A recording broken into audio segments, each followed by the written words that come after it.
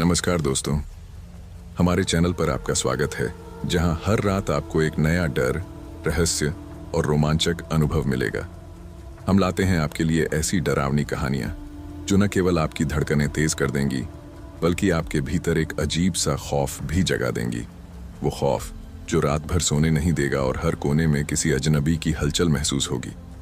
यदि आपको रहस्यमय घटनाएं, अनसुलझे रहस्य और तनावपूर्ण सिहरन पसंद हैं, तो हमारे चैनल को तुरंत सब्सक्राइब करें और बेल आइकन दबाएं ताकि हर नई कहानी सबसे पहले आपके पास पहुंचे।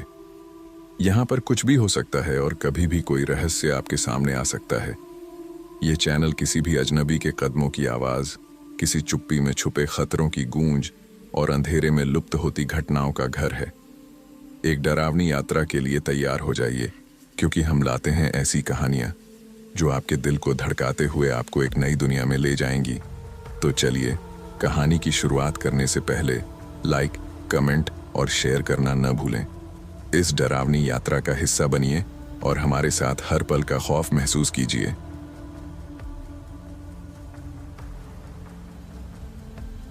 मेरा नाम विक्रम है। मैं एक ट्रक ड्राइवर हूँ। इस कहानी को याद करके आज भी मेरी रूह कांप उठती है। ये उस रात की बात है जब मैं अपने सहायक सुनील के साथ एक लंबा सफर तय कर रहा था। हमें रात के अंधेरे में एक सुनसान रास्ते से होकर गुजरना था। आसमान में बादल छाए हुए थे और ठंडी हवा हर तरफ सन्नाटा फैला रही थी।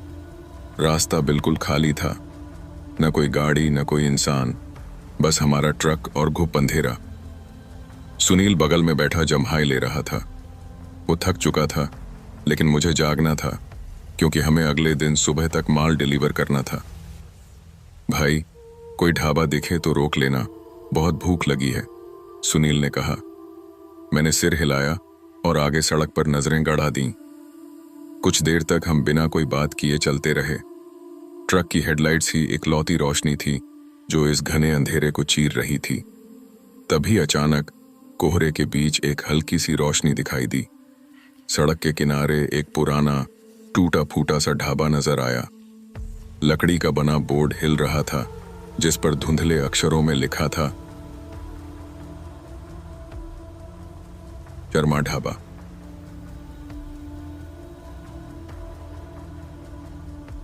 रुकें? सुनील ने मेरी तरफ देखा। मैंने कुछ सोचा, फिर ट्रक धीमा कर दिया। ये जगह थोड़ी अजीब लग रही थी, लेकिन भूख के आगे डर कैसा। मैंने ट्रक ढाबे के सामने रोक दिया। इंजन की आवाज बंद होते ही चारों तरफ सन्नाटा छा गया। इतनी शांति थी कि हमारे दिलों की धड़कनें भी सुनाई देने लगीं। हम नीचे उतरे और ढाबे की ओर बढ़े। दरवाजे पर एक पुरानी लालटेन लटक रही थी, जिसकी लौ टिमटिमा रही थी। ढाबा बहुत पुराना लग रहा था। लकड़ी की दीवारें सड़ चुकी थीं, खिड़कियों पर मोटी धूल जमी थी और अंदर से कोई आवाज नहीं आ रही थी। ये जगह कुछ ठीक नहीं लग रही भाई, सुनील फुसफुसाया।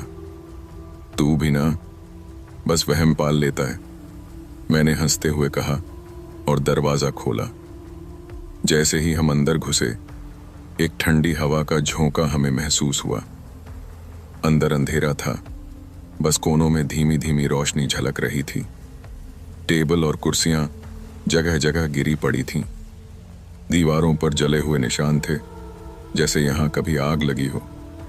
काउंटर के पीछे एक बूढ़ा आदमी बैठा था। उसके सफेद बाल बिखरे हुए थे और आंखें इतनी गहरी थीं कि जैसे उनमें कोई राज छिपा हो। खाने को मिलेगा? मैंने पूछा। वो बूढ़ा आदमी धीरे से मुस्कुराया। उसकी मुस्कान अजीब थी, जैसे उसमें कुछ छिपा हो।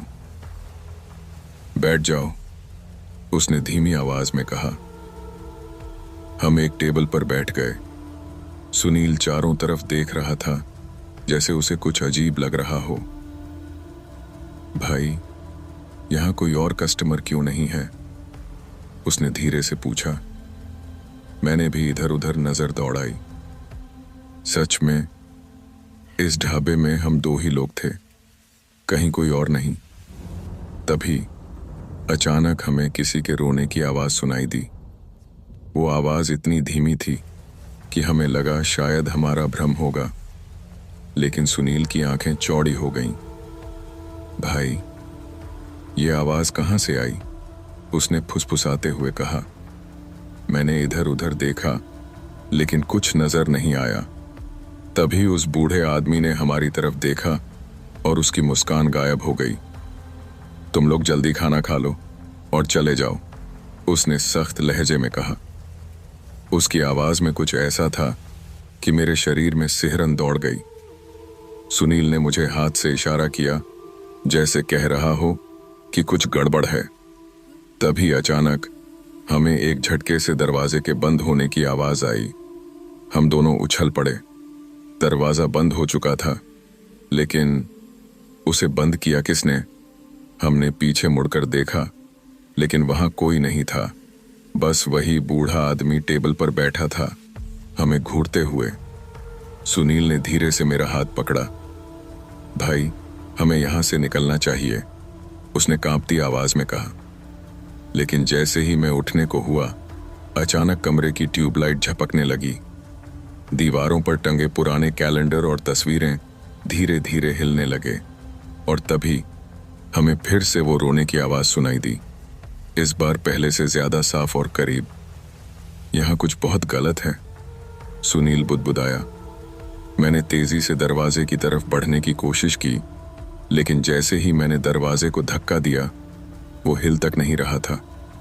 तभी अचानक मुझे लगा कि कोई मेरे पीछे खड़ा है। एक ठंडी सांस मेरी गर्दन पर महसूस हुई। मैंने सुनील की तरफ देखा और उसने कांपते हुए मेरी पीठ की ओर इशारा किया। धीरे धीरे मैंने सिर घुमाया, और फिर जो मैंने देखा उसने मेरी रूह तक हिला दी। मेरी सांसें रुक गईं। मैंने धीरे से पीछे मुड़कर देखा। एक परछाई थी, धुंधली लेकिन साफ दिख रही थी। वो किसी इंसान की तरह लग रही थी, लेकिन उसका चेहरा नजर नहीं आ रहा था। वो धीरे धीरे हमारी तरफ बढ़ रही थी। सुनील का चेहरा सफेद पड़ चुका था, उसका पूरा शरीर कांप रहा था।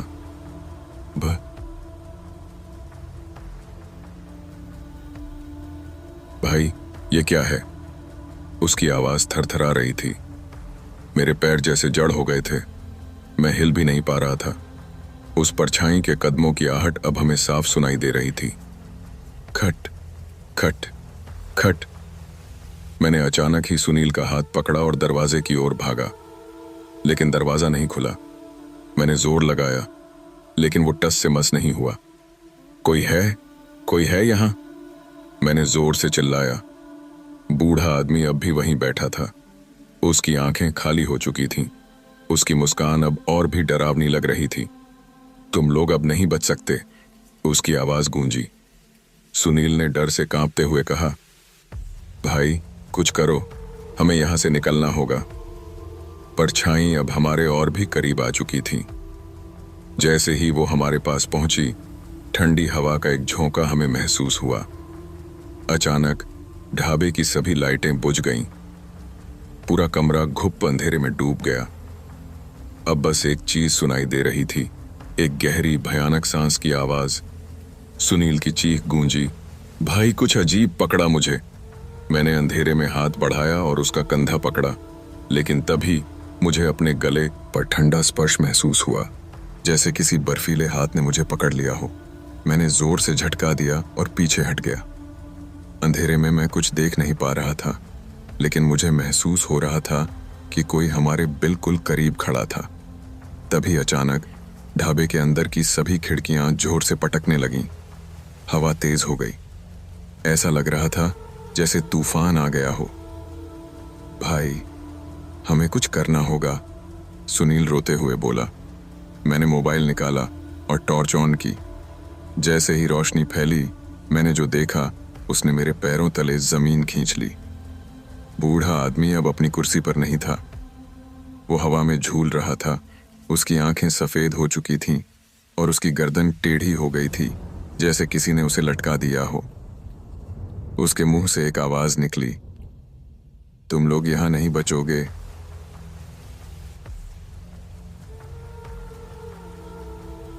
सुनील ने मेरा हाथ खींचा। भाई, खिड़की तोड़कर निकलते हैं। हम दोनों खिड़की की ओर दौड़े। मैंने एक कुर्सी उठाई और पूरी ताकत से खिड़की पर दे मारी।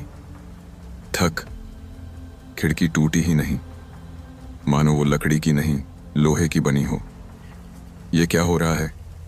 सुनील डर से कांप रहा था। मैंने फिर जोर से कुर्सी पटकी।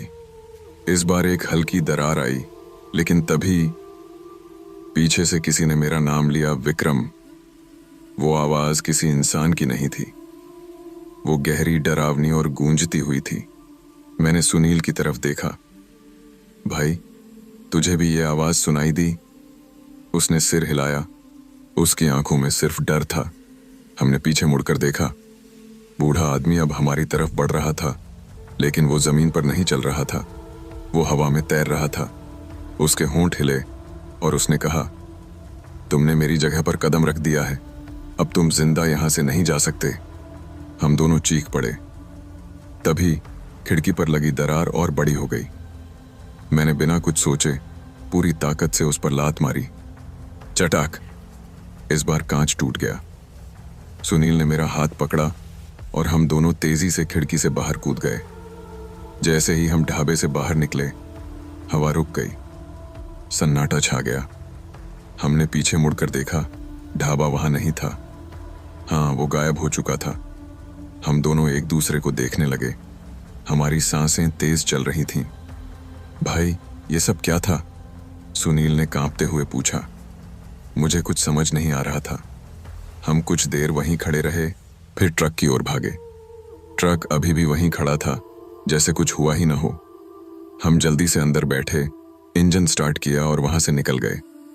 लेकिन जैसे ही मैंने रियर व्यू मिरर में देखा, मेरी रूह कांप गई। बूढ़ा आदमी वहीं खड़ा था, हमारी तरफ देखते हुए, और उसके होंठ हिले, जैसे कह रहा हो, तुम बचकर नहीं जा सकते। ट्रक की हेडलाइट्स अंधेरे को चीरती हुई आगे बढ़ रही थीं। मैं और सुनील दोनों चुप थे। दिल इतनी जोर से धड़क रहा था कि उसकी आवाज तक सुनाई दे रही थी। हमारी समझ से बाहर था कि यह सब क्या हुआ। क्या वो सच था या बस कोई बुरा सपना? पर अगर सपना था तो फिर ट्रक के शीशे में वो बूढ़ा आदमी क्यों दिखा? मैंने बिना रुके ट्रक भगाना जारी रखा। सुनील ने कांपते हुए कहा, भाई, हमें किसी मंदिर या गुरुद्वारे में रुकना चाहिए, ये जगह सही नहीं है। उसकी आवाज में डर साफ झलक रहा था। मैं भी अंदर से घबराया हुआ था, लेकिन हिम्मत दिखाने के लिए मैंने कहा, बस थोड़ा और आगे बढ़ते हैं, फिर देखते हैं। हमारी नजरें बार बार रियर व्यू मिरर की तरफ जा रही थीं, लेकिन अब वहां कुछ नहीं था। ढाबा भी गायब हो चुका था और वो बूढ़ा आदमी भी। ऐसा लग रहा था जैसे कुछ हुआ ही न हो, लेकिन हमारे अंदर एक अजीब सी बेचैनी बनी हुई थी। रास्ता सुनसान था, चारों ओर घना जंगल और ठंडी हवा बह रही थी। मैंने ट्रक का शीशा थोड़ा नीचे किया ताकि दिमाग ठंडा हो सके, पर तभी अचानक एक अजीब सी बदबू अंदर आई। वो बदबू इतनी तेज थी कि मानो सड़ा हुआ मांस पड़ा हो। सुनील ने नाक पर हाथ रख लिया। ये कैसी बदबू है भाई? मुझे भी बहुत तेज घुटन महसूस हुई। ऐसा लग रहा था कि ये बदबू ट्रक के अंदर ही फैलती जा रही थी। मैंने शीशे फिर से बंद कर दिए, लेकिन बदबू कम नहीं हुई। अब मेरे माथे से पसीना बहने लगा था। तभी अचानक ट्रक के सामने कुछ आया। मैंने जोर से ब्रेक मारा। टायरों की चीखती आवाज जंगल में गूंज उठी और ट्रक झटके से रुक गया। हम दोनों ने घबराकर सामने देखा। सड़क के बीचों बीच एक औरत खड़ी थी। उसका चेहरा सफेद था और उसकी आंखें अजीब सी चमक रही थीं। उसने लाल रंग की साड़ी पहनी हुई थी जो जगह जगह से फटी हुई थी। उसके लंबे बिखरे हुए बाल हवा में उड़ रहे थे। सुनील हड़बड़ा गया। भाई, ये कौन है? मेरा पूरा शरीर सुन्न पड़ गया था। मैंने हॉर्न बजाया, लेकिन वो औरत टस से मस नहीं हुई। वो बस हमें घूर रही थी। मेरे रोंगटे खड़े हो गए। ये कोई आम औरत नहीं लग रही, मैंने धीरे से कहा। तभी वो औरत हिलने लगी, लेकिन वो सामान्य तरीके से नहीं चल रही थी। उसके पैर जमीन पर नहीं थे, वो हवा में तैर रही थी। अब मेरी हिम्मत जवाब देने लगी थी। मैंने जल्दी से ट्रक को रिवर्स में डालने की कोशिश की, लेकिन गियर अटक गया। सुनील डर के मारे रोने लगा। भाई जल्दी कुछ कर, ये चीज ठीक नहीं है। मैंने बार बार गियर बदलने की कोशिश की, लेकिन ट्रक वहीं रुका रहा। और फिर जो हुआ, उसने हमारी जान ही निकाल दी। वो औरत हवा में ऊपर उठने लगी और फिर अचानक गायब हो गई। हम दोनों ने एक दूसरे की तरफ देखा। गायब हो गई? सुनील ने हकलाते हुए कहा। पर इससे पहले कि हम कुछ समझ पाते, एक भयानक चीख हमारी कानों में पड़ी। वो इतनी जोर से गूंजी कि हमने अपने कानों पर हाथ रख लिए। चीख के साथ ही ट्रक का इंजन खुद ब खुद बंद हो गया। हेडलाइट्स झपकने लगीं, जैसे कोई बिजली गिरने वाली हो। तभी ट्रक के पीछे जोर से कुछ गिरने की आवाज आई। सुनील ने कांपती आवाज में कहा, भाई पीछे मत देखना। पर इंसान का मन कभी कभी खुद से बड़ा दुश्मन बन जाता है। मैंने धीरे से शीशे में देखा। मेरी आंखें फटी रह गईं। पीछे वही औरत खड़ी थी, लेकिन अब वो और भी भयानक लग रही थी। उसकी आंखों से खून बह रहा था और उसके होंठ हिल रहे थे, जैसे कुछ बोल रही हो। मैंने सुनील की तरफ देखा। भाई कुछ भी हो, हमें यहां से भागना होगा। मैंने जल्दी से गियर बदलने की कोशिश की और इस बार ट्रक स्टार्ट हो गया। मैंने पूरी ताकत से एक्सीलरेटर दबाया और ट्रक को आगे बढ़ा दिया। ट्रक हवा से बातें करने लगा, पर हमें ऐसा लग रहा था कि कुछ हमारा पीछा कर रहा है। हमने शीशे में देखा, वो औरत अब सड़क पर नहीं थी।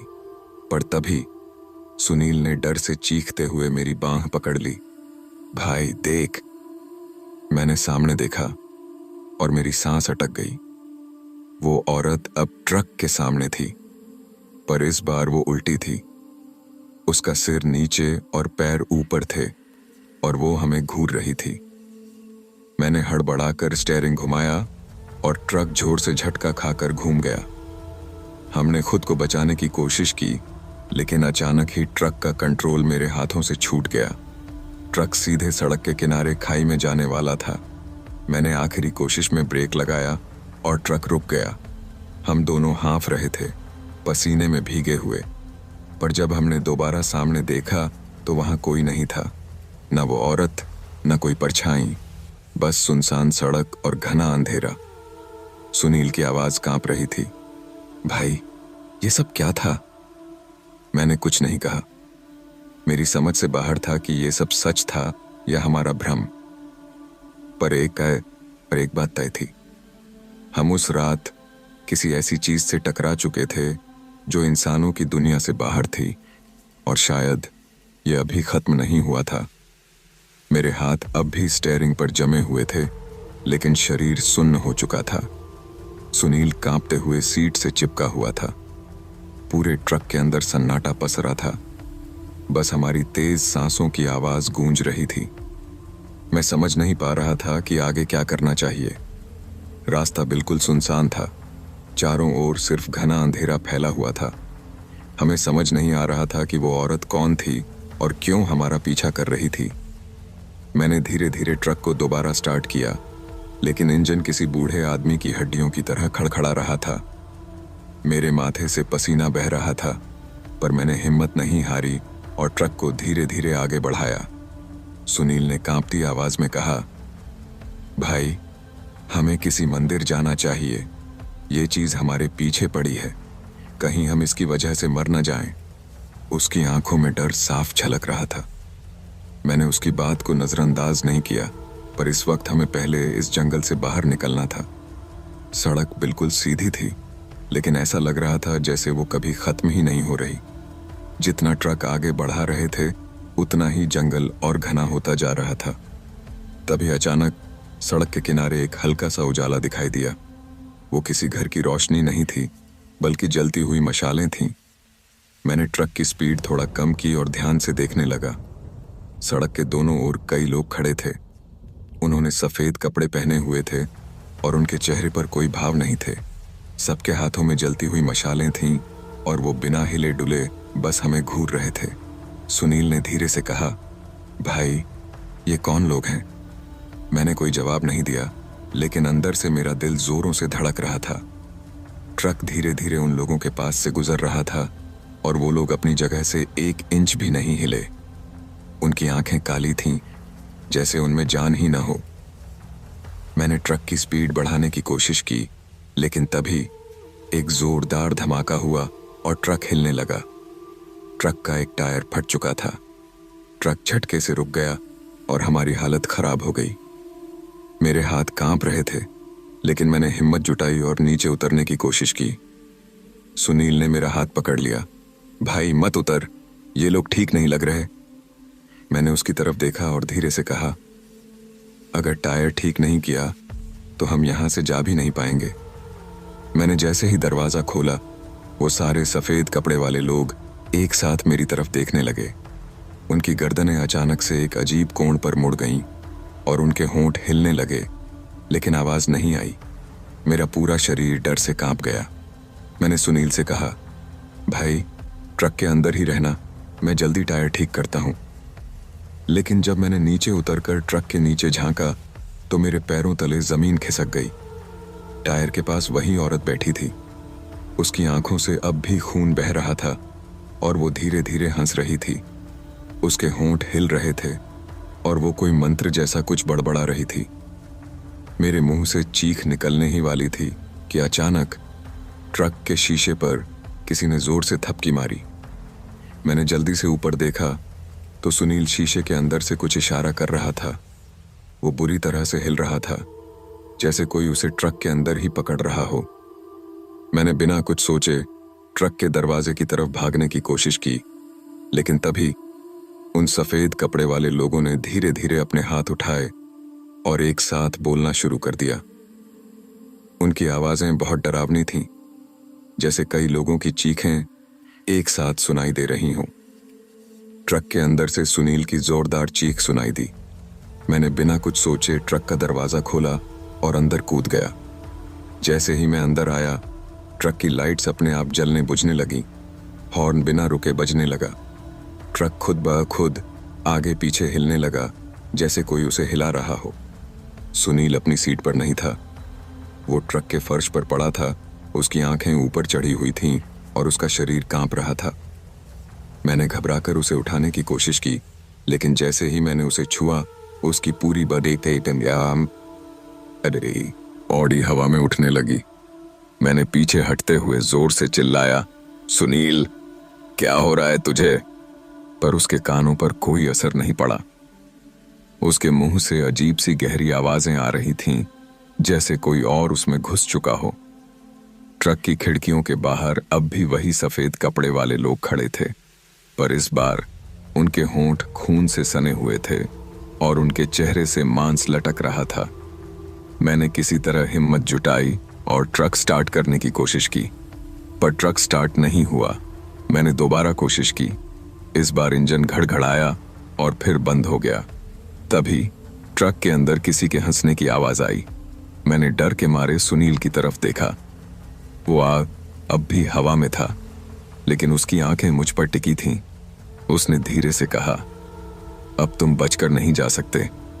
मैंने पूरी ताकत से एक्सीलरेटर दबाया और ट्रक अचानक स्टार्ट हो गया। इंजन जोर से दहाड़ा और ट्रक आगे बढ़ने लगा। जैसे ही ट्रक हिला, सुनील जोर से चीखा और नीचे गिर पड़ा। वो कांपते हुए होश में आया। भाई, ये क्या हो रहा था मुझे? मैंने उसे संभालने की कोशिश की, पर ट्रक इतनी तेज दौड़ रहा था कि हमें अपनी सीट पकड़नी पड़ी। पीछे देखने पर वो सफेद कपड़े वाले लोग अब भी हमारी तरफ दौड़ रहे थे, लेकिन अब उनके पैर जमीन पर नहीं थे। वो हवा में उड़ रहे थे और उनके मुंह से खून टपक रहा था। मैंने बिना कुछ सोचे ट्रक की स्पीड और बढ़ा दी। धीरे धीरे वो लोग पीछे छूटने लगे, लेकिन उनकी चीखें अब भी हमारे कानों में गूंज रही थीं। आगे जाकर एक टूटी फूटी मंदिर जैसी इमारत दिखी। मैंने बिना कुछ सोचे ट्रक वहीं रोक दिया। सुनील को सहारा देकर नीचे उतारा और मंदिर की सीढ़ियां चढ़ने लगा। मंदिर के अंदर घुसते ही सब कुछ शांत हो गया। बाहर अब कोई नहीं था, न वो लोग, न वो औरत और न ही कोई अजीब आवाज। हम दोनों जमीन पर गिर पड़े, हांफते हुए। सुनील ने कांपते हुए कहा, भाई ये सब क्या था? हम क्यों फंस गए इसमें? मैंने चारों ओर देखा। मंदिर बहुत पुराना था, दीवारों पर कई पुराने मंत्र लिखे हुए थे। तभी मंदिर के कोने से एक बूढ़ा पुजारी निकला।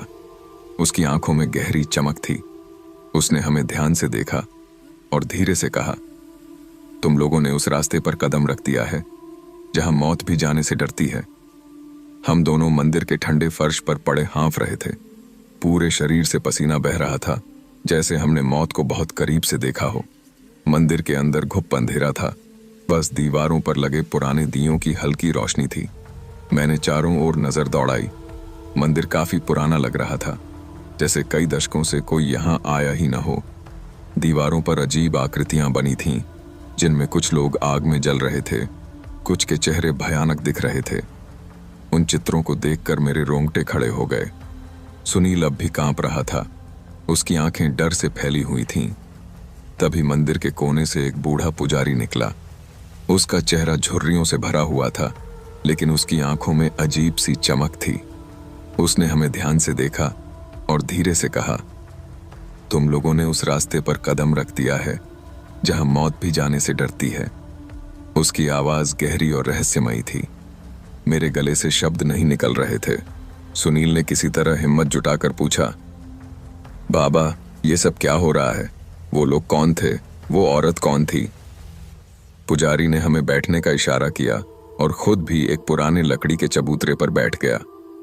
उसके हाव भाव से लग रहा था कि वो सब कुछ जानता है। उसने गहरी सांस ली और कहा, यह मंदिर जिस जगह पर बना है वो कभी एक गांव था, लेकिन अब यहां सिर्फ प्रेत रहते हैं। मैंने चौंक कर उसकी ओर देखा। प्रेत? हाँ, पुजारी ने कहा।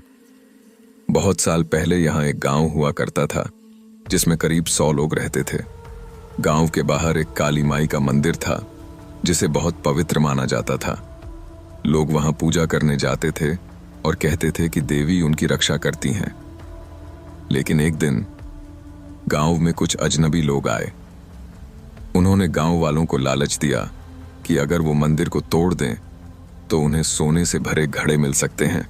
लालच में आकर कुछ लोगों ने मंदिर को तोड़ना शुरू कर दिया। पुजारी थोड़ा रुका और हमारी तरफ देखा।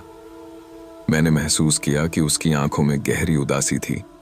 फिर उसने आगे कहा, जिस रात मंदिर का मुख्य द्वार गिराया गया, पूरा गांव शापित हो गया। काली माई के क्रोध से गांव के सारे लोग या तो मारे गए या भूत बन गए। उनके शरीर सड़ने लगे, आंखों से खून बहने लगा और धीरे धीरे वो राक्षस बन गए। अब वो इस रास्ते पर भटकते रहते हैं। जो भी यहां से गुजरता है उसे अपने जैसा बना लेते हैं। मेरी रीढ़ में सिहरन दौड़ गई। सुनील ने कांपते हुए कहा, तो हम बच सकते हैं या नहीं? पुजारी ने गंभीरता से हमारी ओर देखा और कहा, अगर तुम यहां ज्यादा देर रुके तो वो तुम्हें भी अपना शिकार बना लेंगे। तुम्हें इस श्राप को तोड़ना होगा। मेरा दिमाग सुन्न हो गया। पर कैसे? मैंने डरते हुए पूछा। पुजारी ने धीरे से अपनी झोली से एक तांबे का ताबीज निकाला और उसे हमारे सामने रखा। यह ताबीज काली माई की शक्ति से भरा हुआ है। अगर इसे पहनकर तुम वापस उस शापित गांव में जाओ और मंदिर के खंडहर में जाकर देवी की मूर्ति को फिर से खड़ा कर दो तो श्राप टूट सकता है। मैंने घबरा कर कहा, वापस जाना? पर बाबा, वहां तो वो भूत, वो लोग। मेरी आवाज कांप रही थी। पुजारी ने सिर हिलाया। हाँ, खतरा बहुत है, लेकिन अगर तुम ये नहीं करोगे तो वो तुम्हें भी अपना शिकार बना लेंगे। तुम उनसे बचकर कहीं नहीं जा सकते। मेरे दिल की धड़कन तेज हो गई। मैंने सुनील की ओर देखा। उसकी आंखों में भयंकर डर था, लेकिन हमें कोई और रास्ता नहीं दिख रहा था। मैंने धीरे से ताबीज उठाया और गले में पहन लिया। उसके छूते ही मेरे शरीर में एक अजीब गर्मी दौड़ गई, जैसे किसी ने मुझ में कोई शक्ति भर दी हो। सुनील भी कांपते हुए ताबीज पहन चुका था।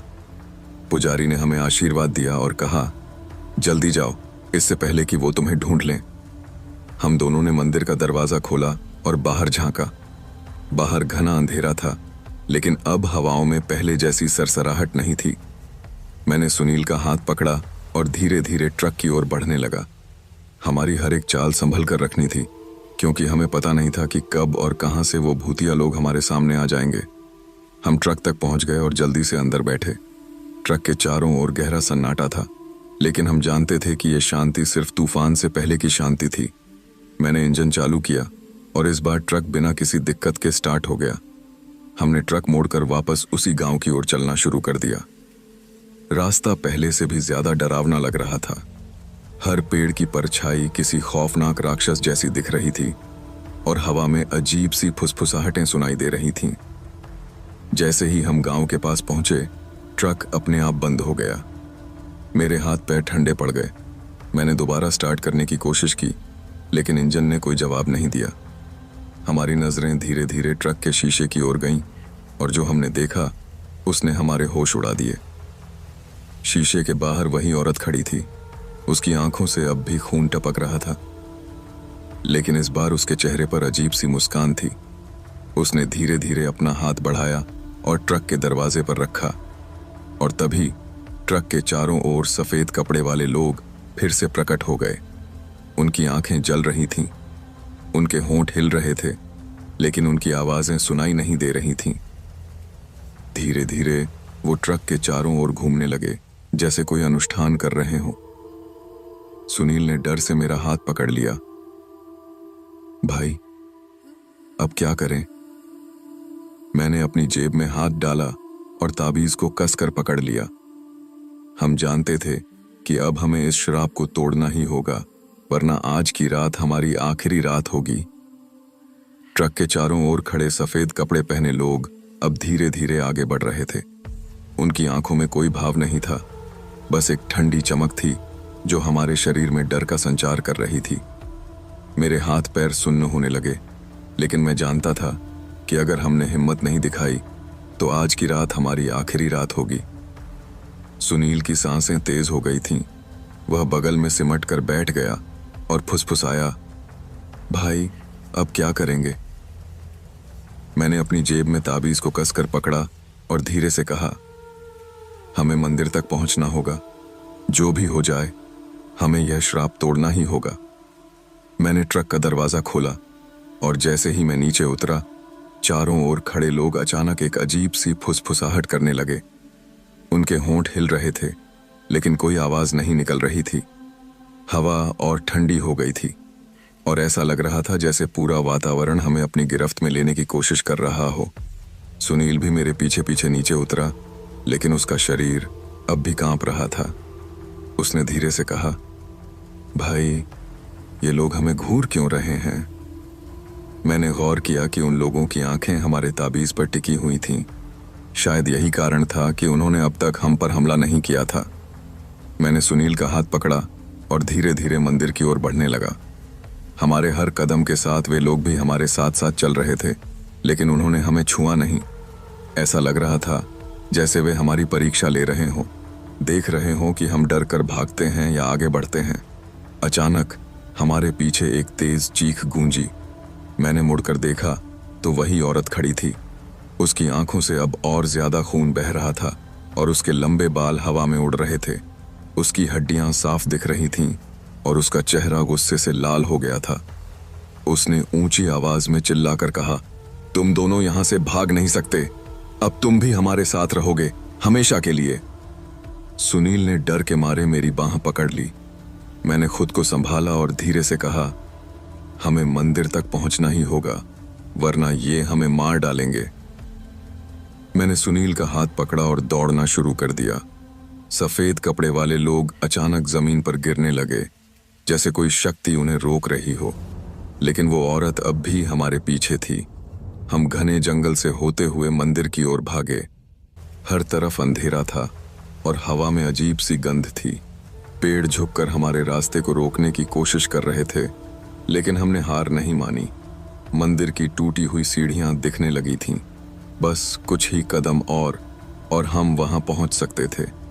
जैसे ही हम मंदिर के अंदर दाखिल हुए, एक जोरदार झटका महसूस हुआ, जैसे किसी ने हमें खींचने की कोशिश की हो। मैंने मुड़कर देखा तो औरत दरवाजे के पास खड़ी थी, लेकिन वो अंदर नहीं आ पा रही थी। उसकी आंखों में गुस्सा था और उसने जमीन पर जोर से पैर पटका। यह मंदिर तुम्हें बचा नहीं सकता, उसने जोर से चिल्लाया। मैंने मंदिर के अंदर का जायजा लिया। वहां चारों ओर धूल जमी थी और देवी की टूटी हुई मूर्ति एक कोने में पड़ी थी। मुझे पुजारी की बात याद आई। हमें देवी की मूर्ति को फिर से खड़ा करना था। मैंने सुनील की ओर देखा और कहा, हेलो दिया, ये माँ, हमें यह मूर्ति को खड़ा करना होगा। हम दोनों भागकर मूर्ति के पास गए और उसे उठाने की कोशिश की। मूर्ति भारी थी, लेकिन हमने पूरी ताकत लगा दी। जैसे ही मूर्ति खड़ी हुई, मंदिर के अंदर का वातावरण अचानक बदल गया। एक हल्की रोशनी चारों ओर फैलने लगी और हवा में गर्मी आ गई। बाहर खड़ी औरत अब बुरी तरह चिल्ला रही थी। नहीं, तुम ऐसा नहीं कर सकते, उसने जोर से चिल्लाया और उसके साथ खड़े सफेद कपड़े वाले लोग अचानक हवा में गायब होने लगे। उनकी दर्द भरी चीखें सुनाई देने लगीं, जैसे वे किसी अंधेरे में समा रहे हों। हमने देखा कि औरत का शरीर धीरे धीरे राख में बदलने लगा था। उसकी आंखों से आंसू बहने लगे और वह धीरे से बोली, तुमने हमें मुक्ति दिला दी। इसके साथ ही वह जमीन पर गिर गई और धुएं में बदल गई।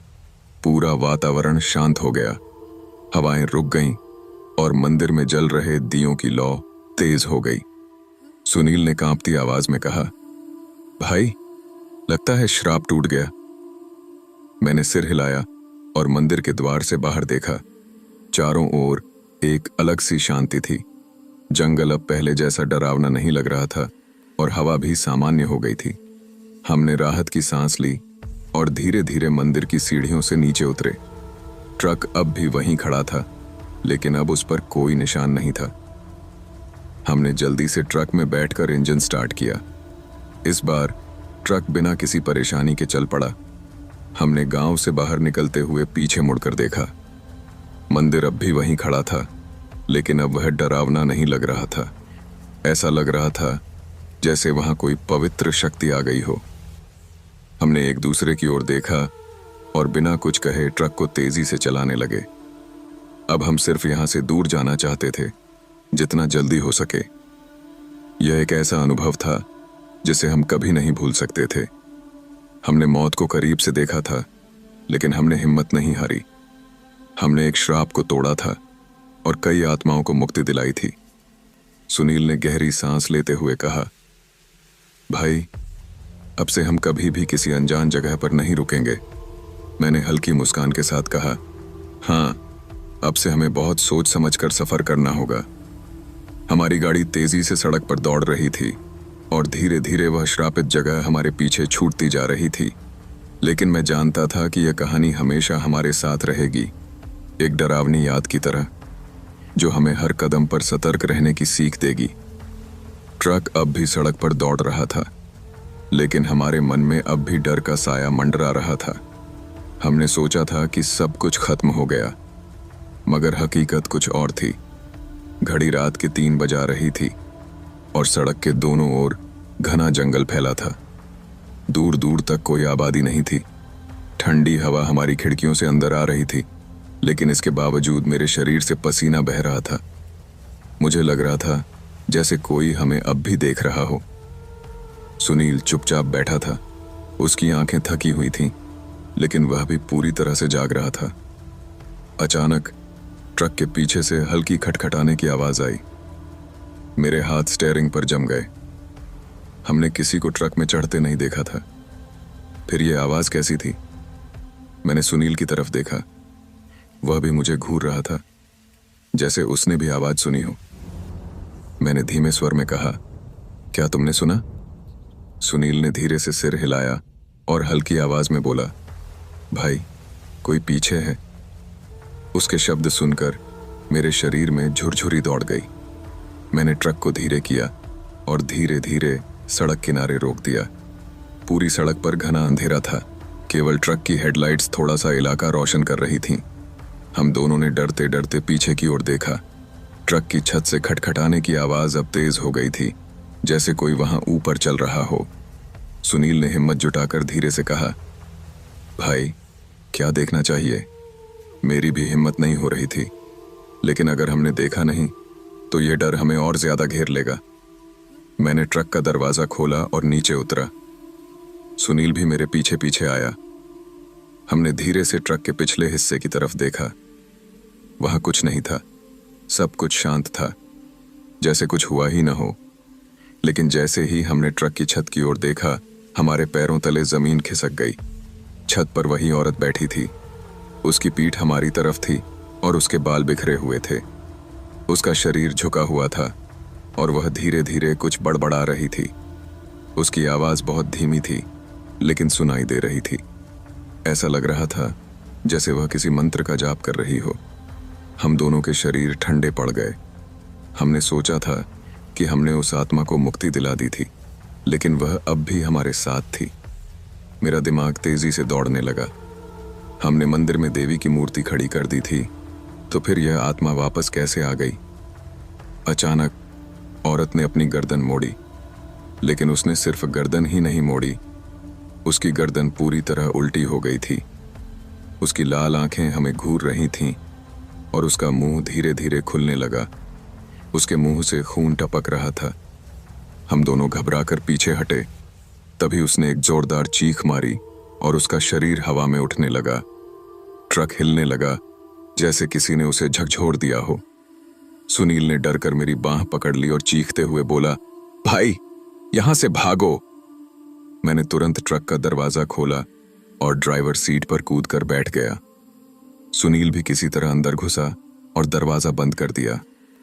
मैंने बिना कुछ सोचे समझे ट्रक स्टार्ट किया और तेजी से गियर डाला। ट्रक पूरी रफ्तार से आगे बढ़ने लगा, लेकिन उस औरत की चीखें अब भी सुनाई दे रही थीं। हमने हिम्मत जुटाकर पीछे देखा, लेकिन वहां कोई नहीं था। छत पर कुछ भी नहीं था। औरत गायब हो चुकी थी, लेकिन उसकी चीखें अब भी हवा में गूंज रही थीं। सुनील ने कांपते हुए कहा, क्या वह फिर आ गई? मेरा दिल जोर से धड़क रहा था। मैंने बिना कुछ कहे ट्रक की स्पीड और बढ़ा दी। अब हमें बस इस जगह से दूर जाना था जितना जल्दी हो सके। लेकिन अचानक हमारे सामने एक मोड़ आया और सड़क खत्म हो गई। हमारे सामने एक पुराना पुल था जो टूटा हुआ लग रहा था। मैंने तुरंत ब्रेक मारा और ट्रक झटके से रुक गया। हमारे दिल जोर जोर से धड़क रहे थे। हमने बाहर देखा तो पुल की हालत बहुत खराब थी। ऐसा लग रहा था जैसे सालों से इसका इस्तेमाल नहीं हुआ हो। सुनील ने डर कर कहा, भाई, अब क्या करें? पीछे जाएंगे तो वो फिर आ जाएगी और आगे पुल टूटा हुआ है। मैंने चारों ओर देखा। यह वही जगह थी जिसे हम छोड़कर आए थे। हमें लग रहा था कि हम आगे बढ़ रहे हैं, लेकिन हम वहीं आ गए थे। यह जगह हमें छोड़ने ही नहीं दे रही थी। अचानक ट्रक के रेडियो से अजीब सी आवाजें आने लगीं। वह अपने आप चालू हो गया था। पहले उसमें सिर्फ सफेद शोर था, लेकिन धीरे धीरे उसमें एक औरत की हंसी सुनाई देने लगी। यह वही हंसी थी जो हमने पहले सुनी थी। मेरी सांसें तेज हो गईं। मैंने तुरंत रेडियो बंद करने की कोशिश की, लेकिन वह बंद नहीं हो रहा था। हंसी तेज होती जा रही थी और फिर अचानक रेडियो में एक आवाज आई, तुम वापस नहीं जा सकते। हम दोनों के रोंगटे खड़े हो गए। मैंने सुनील की ओर देखा और उसने मेरी ओर।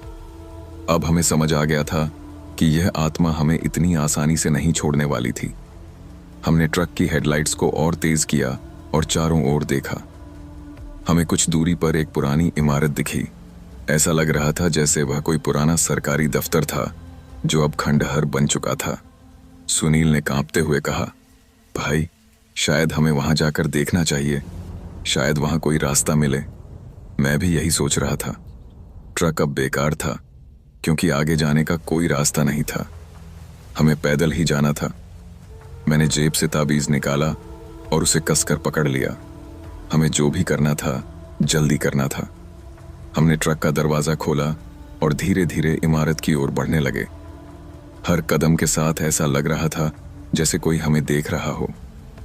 ठंडी हवा हमारे शरीर को झकझोर रही थी और दिल में बस एक ही डर था, क्या हम इस श्राप से कभी छुटकारा पा पाएंगे? हमारे कदम धीरे धीरे उस खंडहर की ओर बढ़ रहे थे। चारों ओर सन्नाटा था। बस हवा की हल्की सरसराहट सुनाई दे रही थी। खंडहर किसी पुराने सरकारी दफ्तर जैसा लग रहा था, लेकिन अब उसकी दीवारें जर्जर हो चुकी थीं, खिड़कियों के शीशे टूट चुके थे और दरवाजे आधे खुले लटक रहे थे। ऐसा लग रहा था जैसे यहाँ सालों से कोई नहीं आया हो, लेकिन हमें पता था कि यह सिर्फ दिखावा था। इस जगह में कुछ था, कुछ ऐसा जो हमें रोकना चाहता था। सुनील मेरे ठीक पीछे चल रहा था, उसका शरीर डर से कांप रहा था। उसने धीमी आवाज में कहा, भाई, हमें यहाँ जाना जरूरी है क्या? मुझे अच्छा नहीं लग रहा। मैं भी अंदर से घबराया हुआ था, लेकिन हमारे पास और कोई रास्ता नहीं था। अगर हम ट्रक में वापस जाते तो शायद वह आत्मा फिर से हमें घेर लेती। मैंने गहरी सांस ली और कहा, हमें जवाब ढूंढने होंगे सुनील। ये आत्मा हमें यूं ही नहीं छोड़ रही। शायद इस खंडहर में कुछ ऐसा छिपा है जो हमें इससे छुटकारा दिला सकता है। हम दोनों ने हिम्मत जुटाई और दरवाजे की ओर बढ़े। जैसे ही हमने अंदर कदम रखा, एक अजीब सी ठंडक महसूस हुई। ऐसा लगा जैसे इस इमारत की दीवारें अपने अंदर कुछ छुपाए हुए हों। अंदर घना अंधेरा था और केवल हमारी मोबाइल की रोशनी ही हमें रास्ता दिखा रही थी। दीवारों पर पुराने फटे हुए पोस्टर चिपके थे, जिनमें सरकारी सूचनाएं लिखी थीं। एक कोने में एक टूटी हुई कुर्सी पड़ी थी और फर्श पर जगह जगह कागज बिखरे थे। जैसे ही हम आगे बढ़े, हमारे पैरों के नीचे कुछ चरमराया। सुनील ने डरकर मेरा हाथ पकड़ लिया। भाई, ये जगह मुझे बहुत अजीब लग रही है, जैसे कोई हमें देख रहा हो, सुनील ने कांपती आवाज में कहा। मैंने भी वही महसूस किया था। हर कदम पर ऐसा लग रहा था जैसे कोई हमारी हरकतें देख रहा हो। अचानक एक जोरदार धमाके की आवाज आई। ऐसा लगा जैसे किसी ने दरवाजा जोर से बंद कर दिया हो। हमने तुरंत पीछे मुड़कर देखा, लेकिन दरवाजा खुला था। यह क्या था? सुनील ने घबराकर पूछा। मैंने कुछ नहीं कहा, बस उसे इशारे से चुप रहने को कहा। हमें सतर्क रहना था। हम धीरे धीरे आगे बढ़े और एक बड़े हॉल में पहुंचे। वहां एक पुराना लकड़ी का टेबल पड़ा था और उसकी सतह पर धूल की मोटी परत जमी थी। लेकिन तभी मैंने देखा कि धूल पर किसी ने हाल ही में कुछ खरोंचा था। बचाओ! यह शब्द देखकर मेरा खून ठंडा हो गया। इसका मतलब था कि यहां कोई और भी था।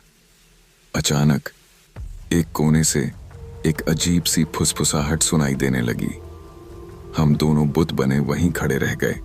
आवाज धीरे धीरे तेज हो रही थी, जैसे कोई हमारे बिल्कुल पास आकर बोल रहा हो, तुम्हें नहीं जाना चाहिए था। आवाज सुनते ही सुनील ने मेरा हाथ जोर से दबा दिया। उसकी सांसें तेज हो रही थीं। मेरी भी हिम्मत जवाब दे रही थी, लेकिन हमें यहां से सच्चाई जाननी थी।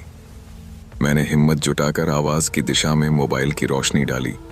कोने में एक पुरानी अलमारी थी, जिसके दरवाजे आधे खुले थे। आवाज वहीं से आ रही थी।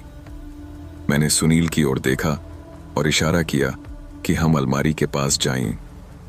सुनील ने तुरंत सिर हिलाया, लेकिन मैंने उसका हाथ पकड़कर उसे खींच लिया।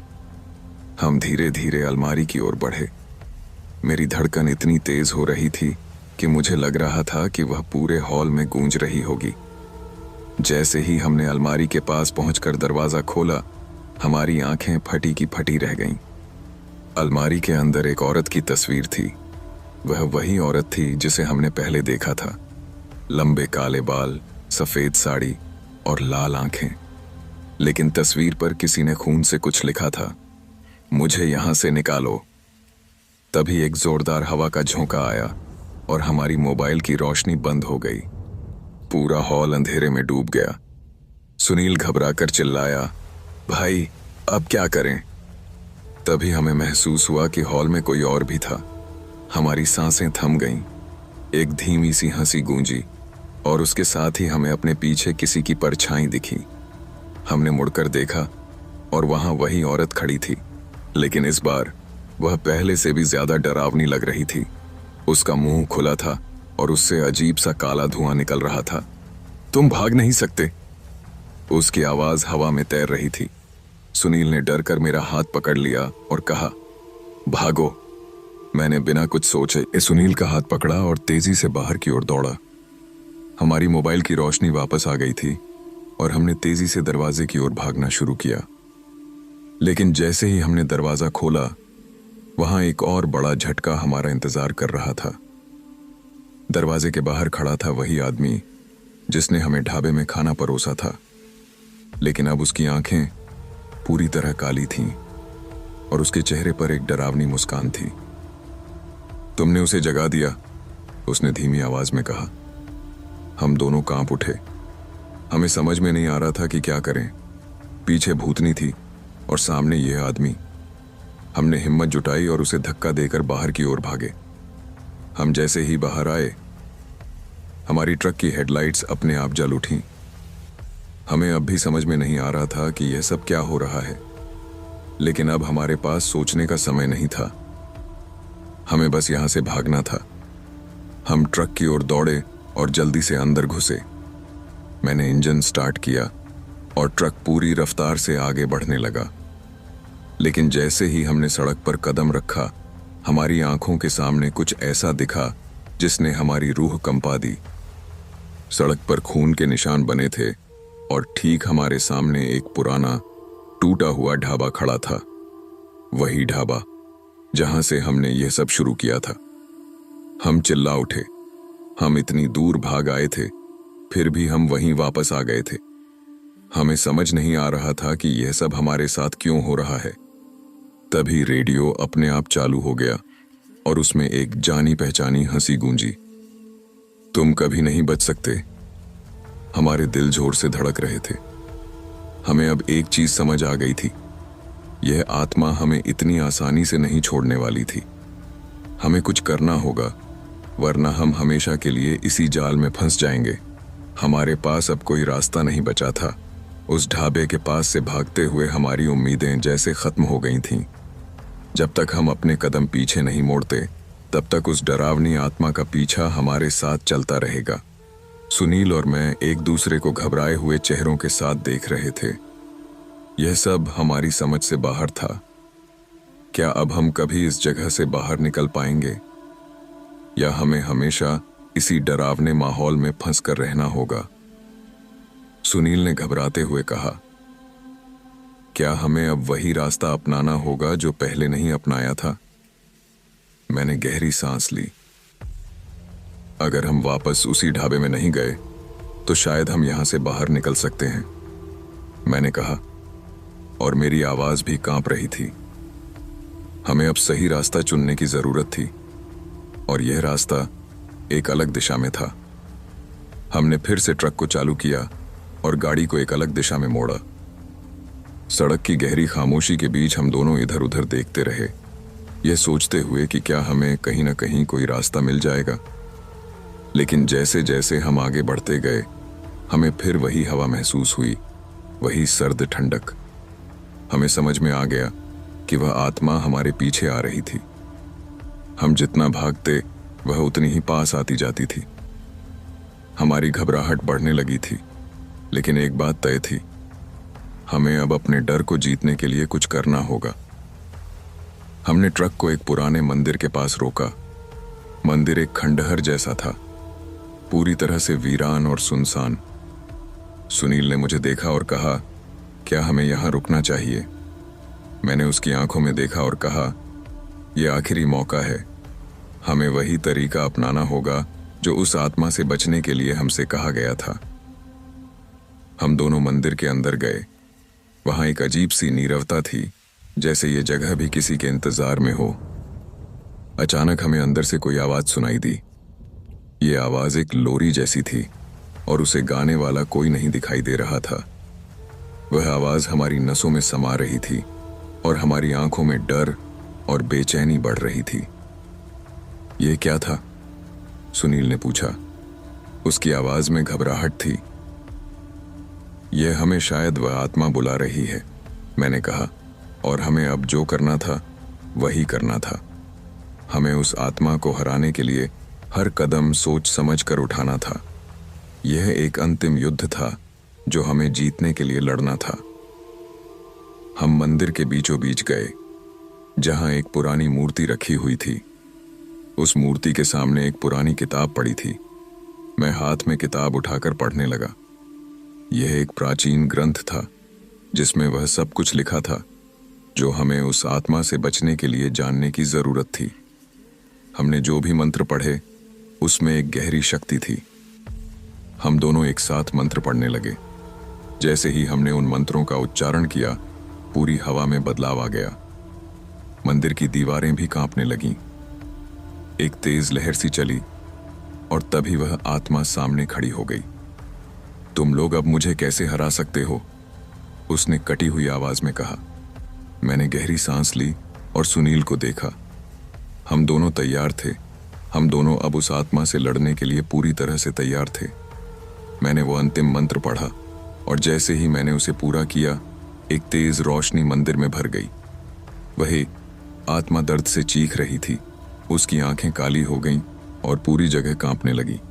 उसकी हंसी, जो पहले हमें डराती थी, अब मध्यम होती जा रही थी। तुम्हें अब शांति मिलेगी, मैंने कहा, और सुनील ने भी उस आत्मा को शांति की ओर जाने का आह्वान किया। वह आत्मा हमारे सामने झुकी और अचानक एक विशाल प्रकाश के साथ उसने मंदिर को छोड़ दिया। उसकी आवाज अब पूरी तरह से खत्म हो चुकी थी। हम दोनों कुछ समय तक वहीं खड़े रहे, यह मानते हुए कि आखिरकार हम उस बुरे जाल से मुक्त हो चुके थे। हमने मंदिर से बाहर निकलते हुए एक राहत की सांस ली। सूरज की हल्की किरणें अब आसमान में फैली थीं और रात का डर पूरी तरह से खत्म हो चुका था। हम दोनों एक दूसरे से बिना कुछ कहे बाहर की ओर बढ़े।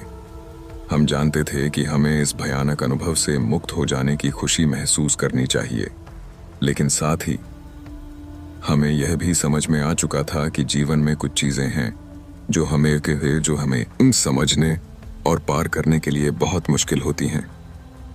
यह डर और यह आत्माएं हमेशा हमारे आसपास रहती हैं, परंतु हमारी हिम्मत और बुद्धिमत्ता से हम उन्हें हराकर आगे बढ़ सकते हैं। आखिरकार हम दोनों सुरक्षित अपने घर लौट आए। उस दिन के बाद से हम दोनों की जिंदगी हमेशा के लिए बदल गई। अब हमें यह एहसास था कि कुछ बुरी शक्तियां हमारी जिंदगी में आती हैं, लेकिन अगर हम दिल से लड़ते हैं तो हम उन्हें हराकर खुद को बचा सकते हैं।